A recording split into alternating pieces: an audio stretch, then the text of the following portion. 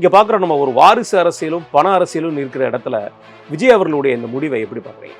இங்க வேட்பாளர்கள் எப்படி தேர்வு செய்யப்பட்டாங்கன்னா, நேர்காணல் என்று ஒன்று நடந்ததான்னு கேட்டீங்கன்னா, என்னை பொறுத்த வரைக்கும் நேர்காணல் நடக்கல.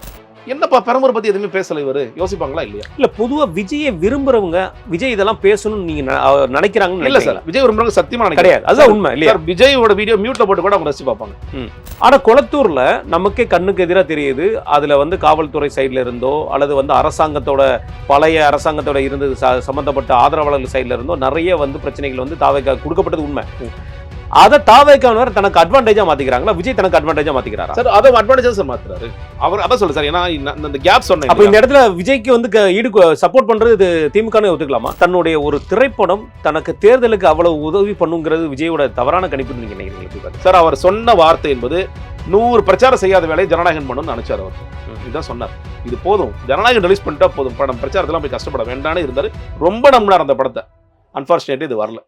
மறுபடியும் எனக்கு புரியாத விஷயம் என்ன சார், இப்போ அவர் சொல்றாரு உங்களுக்கா எல்லாத்தையும் விட்டுட்டு வந்துட்டேன். எனக்கு என்னன்னா, விஜய் பிரச்சாரத்தை முடிச்சுட்டு எந்த ஏழை குடிசையில போய் தங்க போறாரு? பாவம், வீடே இல்லையே அவருக்கு.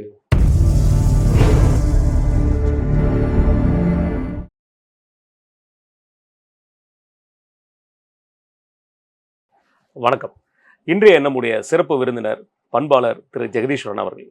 தாவேகா கட்சியோட வேட்பாளர்கள் மற்றும் விஜய் அவர்களுடைய பேச்சு, ஆதவ அர்ஜுனா அவர்களுடைய சர்ச்சை விதமான பேச்சுகள், இதை பற்றி நம்ம இன்னைக்கு விவாதிக்க இருக்கிறோம். சார் வணக்கம். வணக்கம். எப்படி இருக்கீங்க? சார், தாவேகா கட்சியோட 234 தொகுதி வேட்பாளர்கள். ஒரு பக்கம் நம்ம அந்த வேட்பாளர் மேலே 1000 விமர்சனம் வச்சாலோ, விஜய் மீது விமர்சனம் வச்சாலோ, ஒரு சாதாரண குடும்பத்தில் பிறந்தவங்கள பலரையுமே இன்னைக்கு அவர் வேட்பாளராக முன்னிறுத்திருக்கார். இங்கே பார்க்குற நம்ம ஒரு வாரிசு அரசியலும் பண அரசியலும் இருக்கிற இடத்துல விஜய் அவர்களுடைய இந்த முடிவை எப்படி பார்க்குறீங்க?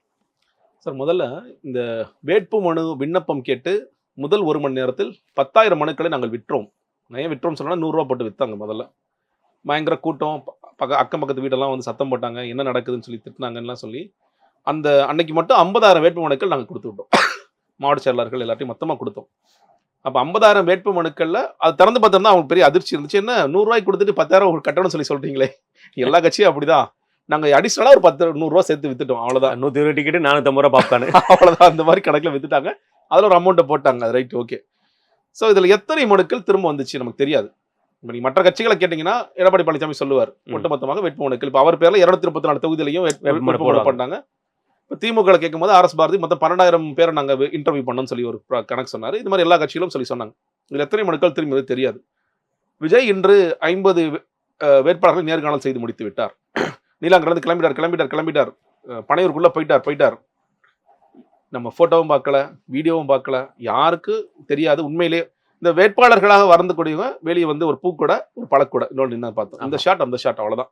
தகவலை வழக்கம் போல கசிய விட்டாங்க. 2 நாள் கழிச்சு 60 பேரை நேர்காணல் பண்ணார். மொத்தம் ஒரு 110 பேர் கணக்கு வந்துருச்சு. 4வது நாள் 115 வேட்பாளர்களை அஃபிடாவிட்டோட விஜய் வர சொல்லியிருக்காரு. அவங்களாம் ப்ராசஸ்லாம் செக் பண்ணுறாங்களா, கரெக்டாக ஃபில் பண்ணிருக்காங்களா செக் பண்ணுறாங்களா. இதுதான் வந்த கதை. திடீர்னு ஒரு ஞாயிற்றுக்கிழமை, ஆனால் அடுத்த நாள் பாண்டிச்சேரியில் முடிய போதுங்கும் போது கடைசி நேரத்தில் இந்த வேட்புமனு அனௌன்ஸ் பண்ணதை பார்த்தோம். அவங்களாம் பார்த்தாங்களா, போனாங்களா? ஏன்னா திடீர்னு ஒருத்தர் காலையில் பாஜக இருந்தார், மத்தியானம் தாவேக்கு வந்தார், சாயந்தரம் சீட் வாங்கிட்டாரு. அசான் அதிமுக வந்தார், போயிட்டாரு. நியமன எம்எல்ஏ பாஜக இருந்தார், அவர் வந்துட்டார். இப்படின்னு பல கதைகள். அந்த பாஜக யூனிட் ஒட்டுமொத்தமாக பனையூர்ல சொல்றாங்க, புஷியானந்த் காசு வாங்கிட்டு எல்லாத்துக்கும் பொறுப்பு போடுறாருப்பா. அப்போ கூட ஒருத்தர் தளபதியெல்லாம் சொல்லாதுப்பா, தளபதிக்கு சம்மந்தம் இல்லைப்பா. நான் சில உண்மையிலே தளபதிக்கு சம்மந்தம் இல்லை. தளபதி என்ன நடக்குதுன்னே தெரிய மாட்டேங்குது. அதான் பிரச்சனை. இப்படி போகுது. ஸோ நீங்கள் வேட்பாளர்கள் எப்படி தேர்வு செய்யப்பட்டாங்கன்னா, நேர்காணல் என்று ஒன்று நடந்ததான்னு கேட்டிங்கன்னா, என்னை பொறுத்த வரைக்கும் நேர்காணல் நடக்கல. 2 விதமான இது பார்க்குறேன் சார். மொத்தம் 234 நான் என்னையே பார்த்தேன். கழக மாவட்ட செயலாளர்கள் ஒரு 70 பேருக்கு கொடுத்துருக்காங்க. 62 பேருக்கு நம்ம கொடுக்கல இல்லை? ஆமாம் சார், கொடுக்கல. 140 சொல்றாங்க. ஸோ ஈக்குவலாக 70 பேர் கொடுத்துட்டாங்க. ஆமாம். ஸோ ஒரு கேள்வி, திமுகளையும் அதிமுகளையும் மாவட்ட செயலர்கள் இருக்கிறவங்க எல்லாருக்குமே சீட்டு கொடுத்துருப்பாங்க. ஒரு சில பேருக்கு மட்டும் தான் கொடுத்துருக்க மாட்டாங்க. சில பேர் ஒன்றியம், நகரம் அந்த மாதிரி கொடுத்துருப்பாங்க. பட் மோஸ்ட்லி அவங்க தான் பிரதானமாக இருப்பாங்க. நாளைக்கு மினிஸ்டர்ஸ் ஆக போறவங்களும் மாவட்ட செயலர்கள் தான் இருப்பாங்க. இது நம்ம எழுதப்படாத விதியாக இருக்கு. இந்த கட்சியில் ஏன் ஒரு பாதிக்கு மேற்பட்டவங்க ஏன் சீட்டு கூட கேட்கல? உதாரணத்துக்கு அந்த வில்லியோகத்தில் பூக்கடை குமார் இருந்தார், ஏன் சீட்டு கேட்கல? சென்னையில் இருக்கிற பல பேரே சீட்டு கேட்காம ஒதுங்கி இருக்கிறாங்கன்னு பார்க்குறோம். ஈசிஆர் சரவணன் வாங்கியிருக்காரு, அம்பத்தூர் பாலமுருகன் வாங்கியிருக்காரு, அங்கிட்டு சுறா வேலுன்றதார், அவர் வாங்கல. நிறைய பேர் வாங்கல, நிறைய மாவட்டங்களை வாங்கல. நீங்கள் தாவேக்கள் 2 விதமாக அந்த மாவட்ட செயலர்களை பிரிக்கலாம். ஒன்று, எனக்கு காசு சம்பாதிக்கிற வழி தெரியும், இந்த கட்சியில இருந்தே எப்படி புஷியானந்த் அண்ணனோட வழித்தோன்றலாக நாங்கள் பண்றோங்கிறது ஒன்று. நாங்கள் கீழே இருக்கிற நகரம், கிளை, வட்டம், மாவட்டம், வட்டம், நகரம் எல்லாத்தையும் காசு வாங்கி ஒரு அமௌண்ட் சேர்த்துருக்கோம். அப்போ நாங்கள் போய் சீட்டு கேட்குறோம், சீட்டு எங்களுக்கு கிடச்சிருந்து கொடுத்துறோம். இன்னொரு தரம் எப்படி காசு இருக்குன்னு தெரியல. அவர் புஷானந்த் கொடுக்குற ஐடியா, ஆளை பிடிச்சி கொண்டு வா, 2லேருந்து 5 வரைக்கும் பேசு, என்ன எதுக்கு மடியுதோ முடிச்சு உள்ளே போட்டோம். இதுதான். ஸோ இந்த 234 தொகுதிகளுக்கும் ஒட்டுமொத்தமாக கிடைத்த ஆட்கள் என்பதை குறைவு. நீ முதல் நாள் வரைக்குமே அந்த லிஸ்ட்டில் திருவொற்றியூரில் ஒருத்தருக்கு கொடுக்க மாட்டேன்னு சொல்லி சொல்கிறாங்க. கடைசி 6 மணிக்கு போகிறப்ப சீட்டு கொடுக்குறேன் வரியா. பல தொகுதிகள் சார். சார் நீங்க தூசி மோகன் அதிமுக இருக்காரு, வேட்பாளர் அறிவிக்கிற அன்னைக்கு அதிமுக இருக்காரு, அடுத்த நாள் எடப்பாடி பழனிசாமி வந்து சஸ்பெண்ட் பண்றாரு. நாராயணனுக்கு அப்படிதான். நீங்க வந்து இன்னும் பல பேர் யார் எதுனே தெரியாது. நீங்க நான் 2 பிரிக்கலாம்னு சொல்லி சொன்னாலே மாவட்ட செயலர்கள் 70 பேர் போயிட்டாங்க. மீதி இருக்கிறவங்க எல்லாம் பாத்தீங்கன்னா கழக நிர்வாகிங்கிற பேர்ல விஜய் அறிவிச்சிருப்பாரு. ஆமா, 106 பேர்கிட்ட கழக நிர்வாகி. இந்த கழக நிர்வாகிகள் பல பேரை விஜய்க்கு தெரியவே தெரியாது. நீங்க வந்து அதை வருச்சுன்னா அந்த செய்தி தொடர்பாளர் இருக்கிறவங்க அவங்களெல்லாம் ஓரளவுக்கு தெரியுமே தவிர, கழக புதுசா ஒருத்தர் வந்திருப்பார், அன்னைக்கு தான் விஜய் முதல்ல பாக்குறது. உதாரணத்துக்கு பேராவூரணிகாரர் பார்க்கலாம், நிறைய இருக்காங்க, நிறைய பேர் சொல்லலாம். அவர் தான் அதுக்கு பிறகு கஞ்சா வியாபாரி, அவர் ஏற்கனவே கஞ்சா வழக்கு இருக்கு, ஏகப்பட்ட சிக்கல்கள் இருக்கு. அதே மாதிரி ஜெகநாத் மிஸ்ரா, அவருக்கு விஜய்க்கு தெரியாது, அவர் என்ன பேசியிருக்காருங்கிறது தெரியாது. இந்த மாதிரி ப்ராசஸ்ல தான் இந்த தேர்வு நடந்துச்சே தவிர ஈவன் ஆர்எஸ் முருகனை பத்தி அவர்களுக்கு தெரிய வாய்ப்பு இல்லையே. யாரும் அதான் ஊழல் ஒழிப்பேன், லஞ்சத்தை ஒழிப்பேன்னு சொல்லிட்டு ஆர்எஸ் முருகன் ஒரு மாதிரி ஒரு ஆட்களை தூக்கி கையில வச்சிருக்கிறது எவ்வளவு பெரிய ஒரு அதான் சார். அவருக்கு பல பேர் யாருன்னே தெரியாது விஜய்க்கு. அந்த நேரத்துல பேர் அறிவிக்கிறாரு, நீங்க தானா, ஓகே நீ என்னப்பா எப்படிப்பா போஸ்ட் கொடுக்கணும், இப்படி போஸ்ட் கொடுக்கணும், சரி நான் இப்படி போஸ்ட் கொடுத்துறேன், அவ்வளவுதான். கடைசி எல்லாரும் போட்டோ எடுக்க வாங்க, அவ்வளவுதானே. ஆனா ரொம்ப நேரமா அந்த ஒரு ரெட்டப்புறா வந்து ஸ்வயிங்னு பறந்துட்டு இருந்தது, நீங்க கவனிச்சீங்களா? எல்லாருமே இப்படி காமிச்சு போட்டோ என்னடா அந்த புறா இன்னுமாடா பறக்குங்கிற மாதிரி ஒரு கேள்வி வர மாதிரி. இல்ல சார், அதுல என்னன்னா விஜய் அந்த இடத்துல சொல்ல வந்த செய்திங்கிறது, என்ன கடைசி ஒரு தடவை இங்க பாத்துக்க, அதுதான். நீ நாளைக்கு அண்ணே நீங்க எப்ப புதுக்கோட்டை வருவீங்க, நான் ஏன்டா புதுக்கோட்டை வரணும், என்னோட தொகுதி பெரம்பூர் திருச்சி, அவ்வளவுதான், அதுக்குதான் வருவேன், புதுக்கோட்டையில வரமாட்டேன், அவ்வளவுதான். அதான் செய்தி. அப்போ உனக்கு எப்படி போஸ்ட் வேணும், அதுல ரொம்ப சினிமாட்டிக்கா கரெக்டா பண்ணாரு. இப்ப நீங்க விஎஸ் பாபு கூட இப்படி வந்தார், அண்ணா இப்படி இல்ல இப்படி வச்சா தானே சினிமா கரெக்டா போஸ்ட் கிடைக்கும், இப்படி நான் கை வைக்கணும், இப்படி நீ கை வைக்கணும். நண்பர் வந்தார், நண்பர் உனக்கு என்னவா பண்ணணும், நீ ஒரு கூட போட்டு தாடி கட்டுற வேலையெல்லாம் பத்தி என்னமோ சரி ஏதோ காமெடி பண்ணி ஒவ்வொருத்தரும் ஒவ்வொரு ஸ்டைல காமிக்கிறாரு, இவரும் அதுக்கு ஈக்குவலா அதே மாதிரி அது பண்ணார் சார். அது பண்ணார். ஏன்னா இந்த இடத்துல இவனை சாட்டிஸ்ஃபை பண்ணி அமிச்சிருவோம்.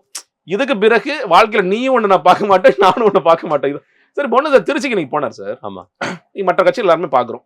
எடப்பாடி பழனிசாமி போறாருன்னா திருச்சியில கேண்டிடேட்ஸ்ல மேல வண்டி மேல ஏத்தி, இவர் ஸ்ரீரங்கம், இவர் திருச்சி கிழக்கு, இவர் திருவெரும்பூர். இப்ப ஸ்டாலின் போனாரு நன்னிலம். ஆமா, எல்லாத்துக்குமே ஒரு இடத்துல எல்லாருமே சொல்லி சொல்றாரு சார். 2 3 இடத்துக்கு தான் விஜய் போயிருக்காரு இது வரைக்கும். கொளத்தூர் நம்ம நிர்வாகி பிரபு, அவர் விஎஸ் பாபு, அவர் முன்னாள் சட்டமன்ற உறுப்பினராக இருந்தாரு, உங்களை நம்பி வந்திருக்காரு, அவர் அப்படி காலி பண்றீங்க. திருச்சி போனவர் இன்னைக்கு அந்த பேப்பர் எங்கன்னு போயிருச்சுன்னு தெரியல அவருக்கு. இப்ப முன்னாடியாவது அந்த ஸ்டாண்ட் இருக்கும். ஆமா, ஏன்னா அது வந்து ஆரஞ்சு கலர் அந்த வண்டியில இருக்கும். இந்த ஒயிட் கலர் வண்டியில ஸ்டாண்ட் இன்னும் செட் கிடையாது. அதனால எந்த பிட்டை எங்க வைக்கிறோம் அவருக்கு ஒரு குழப்பம் வந்துருது.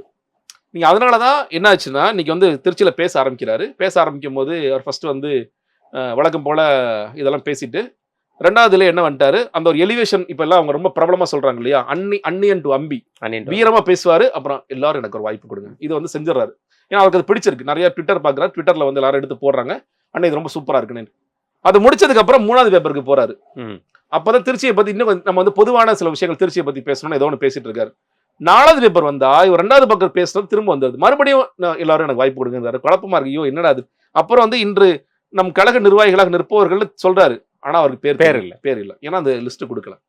ஸோ இப்படிதான் இவர் வந்து இந்த பிரச்சாரத்தையே கட்டமைச்சிருக்காரு. ஸோ நீங்க கேட்டதுல ரொம்ப சாதாரணமான நண்பர்கள் கொடுத்திருக்காரா? இல்லை, வேற வழியே இல்லாம, ஆட்களே கிடைக்காம, அந்த தொகுதிக்கு சம்பந்தமே இல்லாம, நீ அங்க போய் யாராவது போடணும், வேற வழியே இல்லை. இல்ல ஒரு 3 வருட கட்டமைப்பு உள்ள கட்சி இன்னைக்கு தேர்தலை சந்திக்கிறதுக்கு உண்டான கட்டமைப்பை உருவாக்கிட்டாங்க மாதிரி நீங்க பாக்கலையா சார்? தேர்தல் உள்ள கட்டமைப்புன்னு நான் புரிஞ்சுக்கிறது, நீங்க வந்து இப்போ ஒரு கேண்டிடேட் இருக்கார், தொகுதிக்கு போறார், தொகுதிக்கு செயலாளர்கள் இருக்கிறாங்க, அதற்கு கீழே வந்து இப்போ இத்தனை வார்டு இருக்கு, 15 வார்டு இருக்கு, அந்த 15 வார்டுக்கு வட்ட செயலாளர்கள் இருக்கிறாங்க, பகுதி செயலாளர்கள் இருக்கிறாங்க, அந்த வார்டுக்கு கீழே இருக்கிற பஞ்சாயத்து அமைப்புகள் அதெல்லாம் இருக்காங்க. கடைசியா போலிங் பூத்ல ஒரு பூத்துக்கு 10 பேர் இருக்காங்க. இதுதான் சார் கட்டமைப்பு.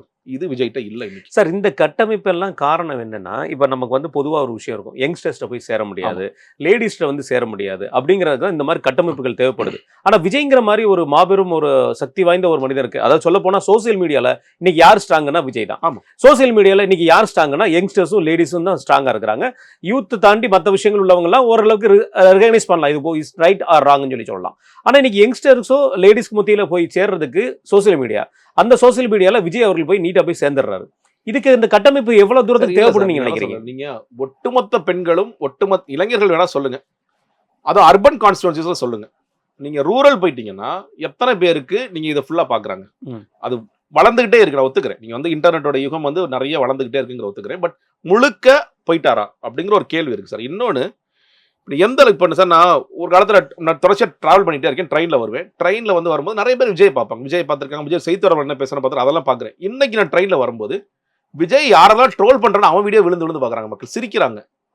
நேத்து நான் வரும்போது தான் அந்த இன்னைக்கு பாட்டு ஒன்று பாடினார் இல்லையா, அந்த பாட்டு ரிலீஸ் ஆனிச்சு. நான் அந்த பாட்டை பார்க்குறேன், சரி நமக்கு தெரிஞ்சுக்கணுமே அது என்னதான் பேசுறாருன்னு தெரிஞ்சுக்கணுமே, பாட்டு என்னதான் பாடி வச்சிருக்கேன்னு தெரிஞ்சுக்கணும். என் பதில் என்ன ஒரு மாதிரி வித்தியாசம் பார்க்குறேன், யாரா அப்படின்னு பார்க்குறாரு, எனக்கு பயமா இருக்கு இப்போ. ஸோ இந்த மாதிரி அது ரொம்ப மாறிச்சு சார். இப்போ வந்து அதே இன்டர்நெட், எந்த இன்டர்நெட் உங்களுக்கு ஆரம்பத்தில் கை கொடுத்து, நான் சொல்ல விக்கிரவாண்டி மாநாட்டின் பொழுது எவ்வளோ பேர் ரசிச்சு, ஓ விஜய் மாதிரி ஒரு நபர் பரவாயில்ல சூப்பராக பேசிட்டாரு, இந்த கான்டெம்பரரி கம்பேர் பண்ண நிறைய பேசிட்டாரேன்னு சொன்னவங்க இன்னைக்கு விஜய்கிட்ட என்ன கண்டென்ட் இருக்குன்னு கேட்குற இடத்துக்கு போயிருக்காங்க சார். சார் இப்போ திருச்சி போயிட்டு அவர் பேசியது ஆரம்பிச்ச இடமே பாருங்களேன், சிலிண்டர் பிரச்சனை நிறைய போயிட்டு இருக்கு, அதான் ஆரம்பிக்கிறாரு. கேஸ் சிலிண்டர் பிரச்சனை போயிட்டு இருக்கு. இவங்களாவது ஏதாவது பண்ணிருக்கலாம், அவங்களாவது ஏதாவது பண்ணிருக்கலாம். நான் என்ன சொல்றேன், இது யாரு? அவங்கன்னா யார்? அமெரிக்காவா? இவங்க யார்? ஈரானா? இல்ல வந்து இஸ்ரேலா? திமுக பாஜகன்னு பேசுறதுலயே உங்களுக்கு இன்னொன்று, இந்த டைமிங் ரொம்ப மோசமான டைமிங் சார். இந்த டயத்துல அவர் என்ன சொல்றாரு, ஆனால் நான் ஆட்சிக்கு வந்தால் 6 சிலிண்டர் ஃப்ரீயா கொடுப்பேங்கிறாரு. மக்கள் என்ன, நான் தம்பி நான் 4000 காசு கொடுக்குறேன், எனக்கு ஒரு சிலிண்டர் வாங்கி கொடு. என் கடை டீ கடை வச்சிருக்கேன். இல்ல அவருக்கு இன்னும் தெரியவே இல்லை, இது வணிக சிலிண்டர் மட்டும் தான் தட்டுப்பாடு, வீட்டுக்குள்ள சிலிண்டர் தட்டுப்பாடு இன்னும் வரல சார். அந்த ஒரு புரிதல் கூட இல்லாம அவர் போய் அவர் எந்த இடத்துல கொண்டு வராரு, நான் 100 ரூபாய் சிலிண்டருக்கு மானியம் கொடுக்குறேன்னு சொல்லி சொன்னாங்க, ஏன் அப்படிங்கறத கேள்வி கேட்கிறார். அதற்கு பிறகு KN நேரு பத்தி பேசும்பொழுது இந்த மாதிரியான வேலை வாய்ப்புகள், சரி ஓகே நான் சொல்றேன், இதற்கு நீங்க வந்தா என்ன நடவடிக்கை எடுப்பீங்க, இந்த ஊழலை ஒழிக்கிறதுக்கு நீங்க என்ன செய்ய போறீங்க, சட்டமாக என்ன பண்ண போறீங்க, சட்டமன்றத்தில் என்ன தீர்மானமா கொண்டு வர போறீங்க, அது பத்தி புரிதல் இருக்கா? இல்ல, ஏதோ பிச்சு. சரி திருச்சி போயிட்டீங்க, காவேரி பத்தி பேசிட்டீங்களா? பேசல. திருச்சி மாநகராட்சி பிரச்சனைகள் குறித்து பேசிட்டீங்களா? திருச்சி கிழக்குல இருக்கிற இஷ்யூஸ் தான் சொல்லி அட்ரஸ் பண்ணீங்களா? ஏன்னா உங்கள்ட்ட கண்டென்ட் இல்லை சார். பெரம்பூர்ல போய் உழைக்கும் மக்கள்னு ஆரம்பிச்சாரு, அதை தாண்டி அவர்கிட்ட ஒரு சர்ச்சு, ஒரு மசூதி, ஒரு கோயில் வழக்கம் போல ஆரம்பிச்சாரு. அதற்கு பிறகு பெரம்பூர் பத்தி எதுவுமே பேசல சார் அவரு. அப்ப பெரம்பூர்ல இருக்க கான்ஸ்டிட்யூன்சி மக்கள், அதே நான் சொல்றேன், இன்டர்நெட்ல பாக்குற மக்களே, பெரம்பூர் மக்கள் என்னப்பா பெரம்பூர் பத்தி எதுவுமே பேசல இவரு யோசிப்பாங்களா இல்லையா? இல்ல பொதுவா விஜயை விரும்புறவங்க விஜய் இதெல்லாம் பேசணும்னு நீங்க நினைக்கிறாங்க? இல்ல சார், விஜய் விரும்புறவங்க சத்தியமா கிடையாது, அதுதான் உண்மை இல்லையா? விஜயோட வீடியோ மியூட்ல போட்டு கூட அவங்க ரசிச்சு பார்ப்பாங்க. அவரோட கையசைவு வாயசைவே அவர்களுக்கு போதுமான ஒன்று, அதை தாண்டி. ஆனா அந்த பெர்சன்டேஜ் நான் சொல்றது அது 8ல இருந்து 10% தான். அதுதான் நான் சொல்றேன். நீங்க ஒரு ப்ரொஜெக்ஷன் கொடுக்குறீங்கல்ல, எங்களுக்கு வீட்டுக்கு வீடு ஓட்டு இருக்கு, நாங்க 40% போயிட்டோம் சொல்றீங்கல்ல, அதுக்கு தான் நான் பேசுறேன். நான் இந்த இவங்களை பத்தி நான் ஒண்ணுமே சொல்ல பேசுறதே இல்ல, நீங்க கவனிச்சிருக்கீங்க பேசல. அவருக்கு திருந்திட்டாங்க சார் 8ல வேட்பாளர் திருத்தப்பட்டிருக்காங்க. ஆமா, வேட்பாளரே வரல, கேட்டு வரல பாருங்க. என்னன்னு நீ வந்து வீட்டுக்கு வீடு விஜய் இருக்கான்னு சொல்லி சொன்ன, 234 விஜய் வரமாட்டேங்கிறானே, எங்க அவங்க எல்லாம் அப்படி கேட்டுருப்பாரா இல்லையா? கண்டிப்பா வேற கட்சியில இருந்து ஆளை தூக்கிட்டு இருக்கோம் நம்மன்னு யோசிச்சிருப்பாரா இல்லையா? சோ அது அவங்க ரியாலிட்டி கொஞ்சம் கொஞ்சமா புரியும் சார். மேற்போரத்துல கம்ப்ளீட்டா ரியாலிட்டி புரிஞ்சிடும். அப்போ இந்த கண்டென்ட் பாக்குறவங்களே, ஓகே இது விஜய் பேசல, ஓகே அடுத்த குளத்தூர்ல போய் என்ன பேசினாரு, 2 நிமிஷம் தான் எங்களுக்கு டைம் கொடுத்தாங்கன்னு சொல்லி பேசினாரு. ஆமா, வில்லிவாக்கத்துக்கு போக முடியல அப்படி சொல்லிட்டு முடிச்சிட்டாரு. சரி திருச்சி போனீங்களா, திருச்சி சார்ந்த பிரச்சனைகள் பேசுவீங்களா? இல்ல. இன்னொன்னு சார், இப்போ நீங்க எடப்பாடி பழனிசாமி ஒரு சுற்று முடிச்சுட்டு 2வது சுற்று போயிட்டு இருக்காரு, 2 சுற்று 3 சுற்று முடிவு போயிட்டு இருக்காரு. தூத்துக்குடி போயிட்டாரு, தருமபுரி. அதான் நம்ம வந்து நீ தூத்துக்குடி நம்ம சொல்லும்போது தருமபுரி போயிருப்பாரு, அதான் அவங்க ஸ்பீடு. ஸ்டாலின் குளத்தூர்ல ஆரம்பிச்சாரு, தஞ்சாவூர் திருவாரூர் போனாரு, திருச்சி வந்துட்டாரு, இன்னைக்கு நேற்று கரூர், இன்னைக்கு போயிட்டாரு. சீமான் எல்லாம் திருத்தணியில் ஆரம்பிச்சாரு, முருகன் பாடல் பாடி போயிட்டே இருக்காரு, எல்லா இடமும் போயிட்டே இருக்காரு. எங்க போயிட்டே இருக்காரு அவர். விஜய் போட்டாங்க ஃபர்ஸ்ட் தேதி, ஓகே முதல்ல வந்து நான் பெரம்பூர்ல மனு தாக்கல் பண்ணிட்டு பெரம்பூர்ல பிரச்சாரம் பண்ணுவார். 3 தொகுதி 3 இடம் சொன்னாங்க, ஃபர்ஸ்ட் 5 இடம் சொன்னாங்க, அப்புறம் 3 குறைச்சாங்க, 2 இது பண்ணாரு. 2 நாள் ரெஸ்ட், ஒரு நாள் பண்ணது 2 நாள் ரெஸ்ட். இப்போ இன்னைக்கு திருச்சி வந்துட்டார் 2ஆம் தேதி, திரும்ப 2 நாள் ரெஸ்ட் கேட்டாங்க. ரெஸ்ட் கேட்டால் 5ஆம் தேதி பாண்டிச்சேரிக்கு போறேன். அவங்க என்ன சொன்னாங்க, சார் 5ஆம் தேதி பிரதமர் வராரு, 4ஆம் தேதி மாத்திக்கணும். அது எப்படி நான் 2 நாள் ரெஸ்ட் எடுக்கணும், என்ன உடனே வர சொல்றீங்களா அப்படின்னு கோச்சுக்கிறார். சரி 4ஆம் தேதி போயிட்டார். 4ஆம் தேதி போனதுனால அடுத்தது 5, 6 ரெஸ்ட் எடுத்துட்டு 7ஆம் தேதி நெல்லைக்கு போறாரு. திரும்ப 7ஆம் தேதி பண்ணா 2 நாள் ரெஸ்ட் கேட்பாரு. ஏன்னா சவுத் வரைக்கும் நான் போயிருக்கேன், எனக்கு 2 நாள் கூட ரெஸ்ட் கொடுக்க மாட்டேங்க, இல்லை 3 நாள் ரெஸ்ட் கேட்பாரு. அடுத்து 10ஆம் தேதி. சார் இப்படி நீங்க ஒரு பிளான் வச்சுட்டு போனீங்கன்னா என்னைக்கு நீங்க அட்லீஸ்ட் ஒரு 40 தொகுதியை கவர் பண்ணிருப்பீங்க. இல்ல இவங்க சொல்ற குற்றச்சாட்டு சார், நம்ம இன்னைக்கு வந்து 1000 விஜய் மீதோ தாவேகாவினர் 1000 குற்றச்சாட்டு சொன்னாலுமே குளத்தூர்ல நடந்த அந்த சம்பவம் நம்ம பார்த்தோம். ஆமா. அதாவது பெரம்பூர்ல காவல்துறை வந்து சிறப்பாக செயல்பட்டாங்க. அது அவங்க சொல்லணும் அவசியம் இல்லை. ஆமா, ஒரு ஊடக நண்பர் ஊடகத்துல இருக்க நம்மளே சொல்ல முடியும். ஆமா. ஆனா குளத்தூர்ல நமக்கே கண்ணுக்கு எதிராக தெரியுது. அதுல வந்து காவல்துறை சைட்ல இருந்தோ அல்லது வந்து அரசாங்கத்தோட பழைய அரசாங்கத்தோட இருந்தது சம்பந்தப்பட்ட ஆதரவாளர்கள் சைட்ல இருந்தோ நிறைய வந்து பிரச்சனைகள் வந்து தாவேக்கா கொடுக்கப்பட்டது உண்மை. அதை தாவேக்கானவர் தனக்கு அட்வான்டேஜா மாத்திக்கிறாங்களா? விஜய் தனக்கு அட்வான்டேஜா மாத்திக்கிறாரா? சார் அதை அட்வான்டேஜா சார் மாத்துறாரு. அவர் அதான் சொல்ல சார். ஏன்னா இந்த கேப் சொன்னேன். அப்ப இந்த இடத்துல விஜய்க்கு வந்து ஈடு சப்போர்ட் பண்றது இது திமுகன்னு ஒத்துக்கலாமா சார்? இல்ல சார். அதாவது ஒண்ணு, இப்ப இன்னைக்கு திருச்சி பார்த்தோம். இப்ப திருச்சியில அந்த அந்த வண்டியை சுத்தி தொடர்ச்சி இவங்க ஆட்கள் இன்னைக்கு போறாமா. இது ஏன் நீங்க குளத்தூர்ல செய்யல? இது ஏன் நீங்க வெள்ளிவாக்கத்துல செய்யல? இன்னொரு சார், நீங்க அதான் சொல்லல, இந்த இப்போ ஒரு நாள் நீங்க வந்து பிரச்சாரத்துக்கு போறீங்க, 2 நாள் கேப் போடுறாருல, அந்த 2 நாள் ஹெட்லைன் மேனேஜ்மெண்ட்டுக்கு என்ன செய்தி கிடைக்கும்னு அவங்க யோசிக்கிறாங்க. ஓகே, எங்களுக்கு பாதுகாப்பு கொடுக்கல, நாங்க போய் அர்ச்சனா பட்நாயக்க பார்த்தோம், அடுத்து என்ன பண்ணலாம், டெல்லிக்கு போலாமா, டெல்லிக்கு போகலாம், அடுத்து என்ன ட்ரம்ப் பார்க்க போறியா, இப்படியே காலத்தை ஓட்டிடலாம். நேற்று வெள்ளிவாக்கத்துல அவங்க பேசிட்டு இருந்தாங்க, நான் சம்பத் பேசியிருக்கும் போதே அது ஒரிஜினல் வந்தாரு. அப்பதான் சொல்றாரு பாட்டில் எடுத்து எரிஞ்சிட்டாங்க, ஆனா வீடியோ என்கிட்ட ரெடியா இருக்குங்கிறாரு. எப்ப வீடியோ எடுத்தீங்க? நீங்க புரியலையே சார். இது உண்மையிலேயே நீங்க நீங்க சொல்லுங்க, குற்றச்சாட்டு சொல்லுங்க. அல்ல இன்னைக்கு ஆனா அவங்க பொதுவாக தான் சொன்ன மாதிரி சொல்லப்பட்டது இல்ல சார். அவர் சார் அடிச்ச உடனே அவருக்கு எப்படி சார் தெரியும்? எனக்கு புரியல. அத போலீஸ் விசாரிச்சாங்க இல்ல கொஞ்சம் நேரம் கழிச்சா சொன்னா பரவாயில்ல, திமுக சதி செய்கிறது அப்படி கண்ணீர் விடுறாரு. இல்ல அது ஒரு எதிர்க்கட்சியோட வேலை தானே சார். இப்ப நம்ம அதிமுக உண்மையிலே அவ்வளவு பெரிய கன்சிடரேஷன் கொடுக்குறாங்கன்னு நினைக்கிறீங்களா நீங்க? இல்ல அவங்களோட பார்வை எடப்பாடி பழனிசாமி தான் சார். அது உண்மை, அது மாற்றுக்கிறது கிடையாது. நம்ம இங்க போட்டியே வந்து எடப்பாடியாரா ஸ்டாலினா தான் பிரச்சனை. அது வந்து மாற்றுக்கிறது கிடையாது. 2 கட்சியுமே அந்த வேலையை தான் பண்றாங்க. ஆனா சார், இது நம்ம ஒரு பக்கம் நீங்க இப்படி சொல்றீங்க, திமுகவிலுமே வந்து பாத்தீங்கன்னா ஒரு சில யங்ஸ்டர்ஸ் வந்து அங்க இருக்கிறாங்க. நம்ம பார்த்திருக்கோம், அவங்களுடைய கூட்டத்துல போய் பார்த்திருக்கோம், அவங்களுடைய ஆக்டிவிட்டிஸா பார்த்திருக்கோம். தாவேகாவோட பல கூட்டங்கள்ல நேற்று கூட பாத்தீங்கன்னா ஈசிஆர் சரவணன் அவர்கள் வந்து வாக்கு சேகரிக்க போற இடத்துல வந்து அவர் வாக்கு சேகரிக்க வரும்போது முதல்வர் அவர்களுடைய போட்டோ தூக்கி காமிச்சதுக்கு அவங்க வீட்டுல உள்ள லேடி வாங்கி தூரத்துக்கு போட்டிருந்தாங்க. அது தூரத்துக்கு போட்டாங்க, தள்ளி போட்டிருந்தாங்கன்னு வச்சுக்கோங்களேன். அந்த இடம் வந்து கொஞ்சம் தவிர்க்கப்பட வேண்டிய இடம், அந்த இடத்துல தூக்கி போட்டிருந்தாங்க. இந்த மாதிரியான வேலையில் திமுகவினர் செய்யதானே செய்யறாங்க சார். நீங்க நிறைய இடங்கள்ல இது ஏன்னா கைது செய்யப்பட்டது இன்னைக்கு அரசாங்கத்து கையில இருந்தது திமுக. அந்த மாவட்டத்தை யார் பொறுப்பு அமைச்சருங்கிற நமக்கு நல்லா தெரியும். அவர் எப்படி பிஹேவ் பண்ணக்கூடிய நபருங்கிறது ஊருக்கே தெரிஞ்ச விஷயம். அப்படி இருக்கும்போது கைது செய்தது திமுக ஐடி விங்ல இருக்கிறவர் தான்ங்கிற ஒரு செய்தியை வந்து பரப்பிட வேண்டிய அவசியம் இல்லை இல்லையா சார்? 2 பக்கமே நடக்குது. இவங்க சொல்றாங்க குரூப் என்ன சொல்றாங்க, தாவேகா தான் அந்த பசங்கன்னு சொல்லி சொல்றாங்க. அது ஒரு காப்பி அண்ட் பேஸ்ட் மாதிரி தானே சார் தெரியுது. இப்போ ஒரு அமைப்பு வந்து ஒரு எடுத்து போடுறாங்க, ஒருத்தரை காப்பி அண்ட் பேஸ்ட் தூக்கி போடுறாங்க. அதான் சார், நான் இந்த தரப்பை நம்பல, அந்த தரப்பை நம்பல, திமுகன்னு சொல்றதையும் நம்பல, தாவேகா சொல்லணும். போலீஸ் சொல்லட்டும்ங்கிறேன். நான் அதான் சொல்றேன், நியாயமா போலீஸ் விசாரிச்சு அந்த நபர்கள் யார், கட்சி தொடர்புல இருக்கிறாங்களா, கட்சி தொடர்புல இல்லையா, யாராவது காமன் மேனாங்கிறத சொல்லட்டும்ங்கிறேன். ஐடி விங்ல இருந்த போட்டோஸ் இன்னைக்கு பிரபலம் வெளியே வருது சார். அதான் சொல்லல, போலீஸ் சொல்லட்டும் சொல்றேன் சார். இன்னைக்கு எவ்வளவோ போட்டோஸ் வருது சார், எவ்வளவோ என்னென்னமோ நடக்குது. எது உண்மை எது பொய்ன்னு தெரியாத அளவுக்கு இன்னைக்கு நிறைய வேலை பார்க்குது. காவல்துறை விசாரிச்சு சொல்லட்டும். நான் சொல்லி ஆதவர்ஜுனா அதை உடனடியா எப்படி எலெக்ஷன் கேம்பெயினை மாத்துறாருன்னு நான் கேட்கிறேன். உடனடியா திமுக தான் எங்களை முடக்குது. நான் என்ன சொல்றேன், திமுக பழக்கத்துல பண்ணிட்டாரோ அதே மாதிரி இவர் அந்த அனுபவம் நம்ம இது மாதிரி தான் கேட்கணும். நீங்க இருந்தா எவ்வளவு கொடுத்துருப்பீங்கிற மாதிரி அந்த படத்துல கேட்ட மாதிரி நீங்க வந்து இதுக்கு வேலை பார்க்கும்போது, உங்க பிகேக்கு வேலை பார்க்கும்போது நீங்க இந்த வேலையை செஞ்சீங்களா, நீங்க பாட்டில் எடுத்து அடிக்க சொன்னீங்களா யாராவது, அப்படின்னு சொல்லி கேட்கணும். அப்போ நீங்க எல்லாத்தையும் இது மாத்த, ஏன்னா இந்த களம் அவர் என்ன முயற்சி பண்றாங்க சார் எல்லா இடத்துலையும், டிஎம்கே அகேன்ஸ்ட் டிவிகே இதை உருவாக்கணும்ங்கிறது ரொம்ப கடுமையா முயற்சி செய்யறாங்க. அதை திமுக அதுக்கு ஈடு கொடுக்கறது இல்லை, அதை நான் பையன் பண்ண மாட்டேன், எவ்வளவு வேணாலும் கத்திக்கும். எங்க போட்டி வந்து ஸ்டாலினா எடப்பாடியா, இதுதான் போட்டி. இந்த போட்டிக்குள்ள நீ இல்லவே இல்லை. நீ மேபி ஃபியூச்சர்ல இதெல்லாம் மாறலாம், என்ன நடக்கும் தெரியாது. ஆனா இன்னைக்கு இந்த போட்டி, ஆனா மறுபடியும் அது விஜயாக இருக்கலாம், இல்ல வந்து ஆதவர்ஜுனாவா இருக்கலாம், எல்லோருமே அதை முயற்சி பண்றாங்க. அதெல்லாம் சொல்லி அதை கையில் எடுக்கிறாங்க. திமுக குற்றச்சாட்டை சொல்லி நம்ம வந்து இதை ஓட்டு வாங்கிடலாம். அனுதா இப்போ சார் நேற்று பேசுறாரு, என்னோட தாய் வந்து என்ன சொல்லி, இது எவ்வளவு வாட்டி சொல்லுவீங்க நீங்க? இது என்ன சொல்ல வரீங்க? இதை பயன்படுத்தி ஓட்டுகள் வாங்க முயற்சி பண்றீங்களா, இல்ல இது ஏதாவது அரசியலாக நடந்த விஷயமா? இது என்ன மறுபடியும் கண்ணீர் வடிக்கிறாரு, திடீர்னு கண்ணீர் வடி. நான் சொல்றேன், நீ கரூர்ல ஸ்டாம்பீட் நடக்கும் போது கண்ணீர் வடிகள், நீங்க ஓடி போயிட்டீங்க 16 நாட்கள் துக்கம். எனக்குமே அந்த ஒரு கேள்வி இருக்கு சார், இவ்வளவு பாதிக்கப்பட்டவர் ஏன் ஒரு தனித்தொகுதியில போய் நிக்கலன்னு ஒரு கேள்வி இருக்கு. நிச்சயமா சார், பண்ணிருக்கணும்ல. அவர் அடிக்கடி பேசுறது அம்பேத்கர் சொல்றவர், நீங்க வந்து என்ன பேஸ் பண்ணிருக்கீங்கன்னு தெரியல. திருவள்ளூர் சொல்லி சொன்னாங்க சார், அப்புறம் அவர் இங்க வந்து நிக்கிறாரு தெரியல சார். இன்னொன்னு அவரு வேற ஊர்ல போனா ரெட்டிங்கிற பேரோட போறான்னு சொல்லி சொல்றாங்க. அதுதான், அது புரியல. அவர் தன்னை சொல்ற விஷயமும் தன்னை அப்படிப்பட்டவருக்கு ஒரு வார்த்தையை சொல்லும் போது, அப்ப நீ தனித்தொகுதியில போய் நின்றுக்கலாம். நான் அதான் சொல்றேன், நான் கடுமையாக படித்தேன், இந்த மக்களுக்காக எவ்வளவோ பாடுபட்டு இருக்கிறேன் அப்படிலாம் சொல்லி சொல்றாரு. அந்த மக்களுக்காக போய் நீ அவர் சொல்ற மாதிரி நாளைக்கு நீங்களே டெபுட்டி சிஎம் கூட ஆகிக்கங்க. உங்க கட்சியில விஜய் சிஎம் ஆயிடுவாரு, நான் வந்து டெபுட்டி சிஎம் ஆயிட்டேன் பாருங்கப்பா, எவ்வளவு பவர் கொடுத்துருக்காங்க பாருங்கப்பான்னு சொல்லி பேசுங்க.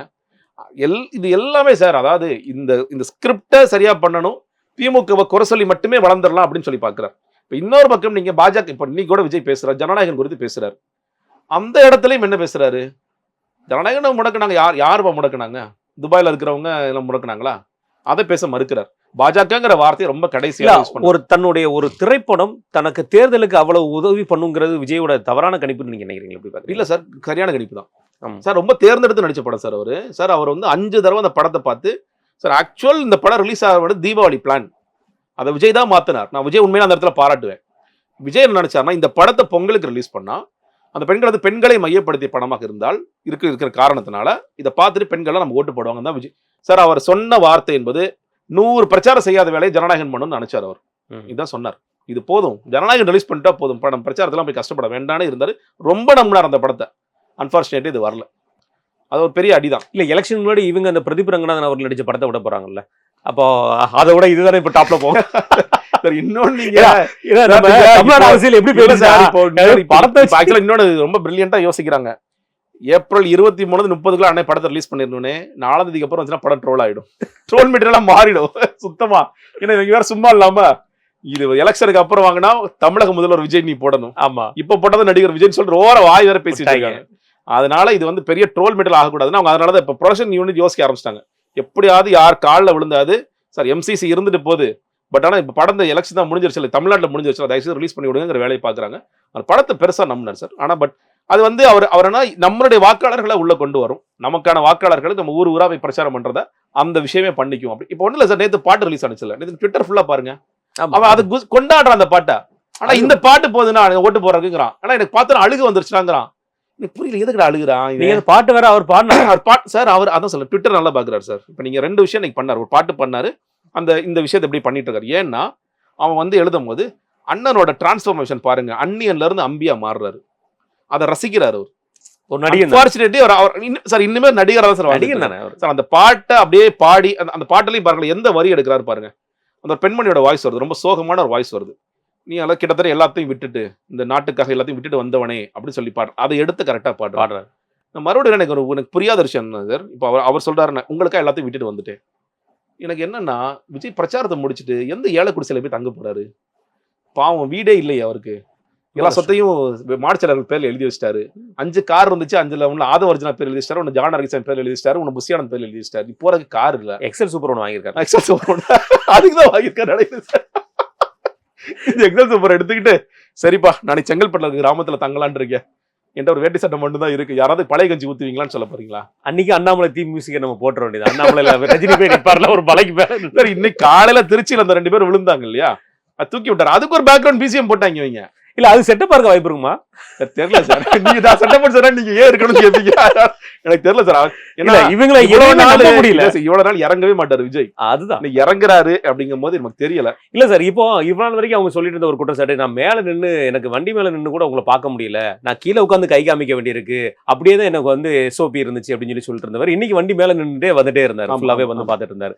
ஒருத்தர் இளநீ கொடுக்காரு, அந்த இளநியை வாங்குறாரு, அந்த இளநீ வாங்கினதுக்காகவே தமிழ்நாடு முதலமைச்சர் ஆகணும் அவன் சொல்றான், அது வேற விஷயம், அதை விட்டுருவோம். அந்த மாதிரி சில செயல்பாடுகள் வந்து அவர் சார் அவருடைய அவர் யாரு தனக்கு ஓட்டு போடுவாங்கங்கிற விஷயம் அவருக்கு தெளிவா தெரிஞ்சிருக்கு.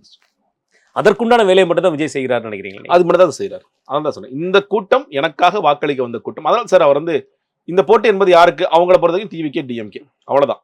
நீங்க எதுக்கு ஓட்டு போட போறீங்க, விசிலுக்கு தான் ஓட்டு போட போறோம். அந்த கூட்டம் மட்டும் போதுமானது. தன்னை பார்க்க சார் அது என்னன்னா, இப்போ அண்ணா நீங்க பாருங்க விஜய் சார், நீங்க இங்க இவ்வளவு கூட்டம் வருது இல்ல, இந்த கூட்டம் ஓட்டு போட்டாலே போதும் சார், நீங்க 40% கிராஸ் பண்ணிட்டீங்க அப்படின்னு அவங்க நம்ப வைக்கப்படுறாரு. அவர் ஏன்னா விஜய்க்கு ஒரு தொகுதியில எத்தனை லட்சம் வாக்காளர்கள் தெரியாது. பெரம்பூர்ல திடீர்னு சார் மொத்தம் 2 லட்சம் பலரையுமே சொல்லலாம் சார். இப்ப நீங்க வந்து அவர் குறிப்பிட்டு சொல்ல வேண்டிய அவசியம் இல்ல.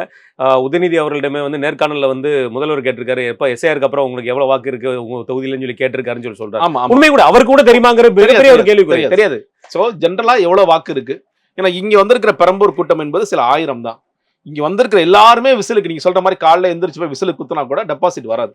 அப்ப இதை தாண்டி இருக்கின்ற மக்கள் உங்களுக்காக இப்ப மாற்று விஜய் தான் மாற்று, திமுக மாற்று நினைக்கிற மக்களுக்கு நீங்க போய் கனெக்ட் ஆனீங்கன்னா அதுக்கு அவர் ரெடியாவே இல்லை. அவர் திரும்ப அந்த மக்களை கனெக்ட் பண்ற விஷயங்களை பண்ணாம என்னோட ரசிகர்களுக்கு தான் நான் நிக்கிறேன், என் ரசிகர்களுக்கு நான் ஓட்டு போட்டா போதும், அவங்க ஓட்டு போட்டா போதும், அந்த மாதிரி இருக்கு. Right sir. இப்போ இந்த வேட்பாளர்கள் நம்ம அனௌன்ஸ்மெண்ட் பண்ணாரு. எல்லா கட்சியிலையும் பார்த்தோம். நிறைய சலசலப்புகள்லாம் பார்த்துருந்தோம். இந்த கட்சியில பார்த்தீங்கன்னா, கிட்டத்தட்ட வந்து வேட்பாளர் அனௌன்ஸ் பண்ணதுக்கப்புறம் சிறிய சலசலப்பு தான் பார்க்க முடியுது. மிகப்பெரிய லெவல்ல வந்து ஒற்றுமைகள் உடையும். தாவேக்காலேருந்து நிறைய பேர் பிரிஞ்சு வருவாங்க. மிகப்பெரிய லெவல்ல பிரளயம் வெடிக்கும். புசி ஆனந்த் ரூபா வாங்கிட்டாரு. அப்படிங்கிற பல பிரச்சனைகள் நம்ம பேசிட்டு இருந்தாங்க. எல்லாருமே எல்லா ஊடகங்களையும் பேசப்பட்ட ஒரு விஷயம் கூட. அதுல ஒரு சிலர் சொன்ன வார்த்தையை வச்சு ஊடகமே பெருசாக்கிட்டு இருந்தது. ஆனா இப்போ அப்படி எதுவுமே தெரியலையே. சார் நான் தான் சொன்னேன், ஆளே கிடைக்கலையே சார். அப்புறம் எப்படி சண்டை வரும் சார்?